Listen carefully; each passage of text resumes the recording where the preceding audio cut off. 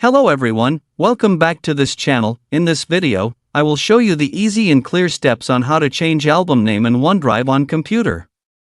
So how to change album name in OneDrive on computer? Make sure you keep watching this video until the end. Let's get started right away. Firstly, just go to the OneDrive application on your computer or laptop. And this is the OneDrive display. To change the album name, first go to the album menu, move the cursor to the left of the screen. Here are many menu options. Tap the Photos menu. Here it will appear like this. Tap the Albums menu here. Here is the Albums menu display. Enter the album to be changed. Well, here it is already in my album. To change the name of this album, just move the cursor to the album name here.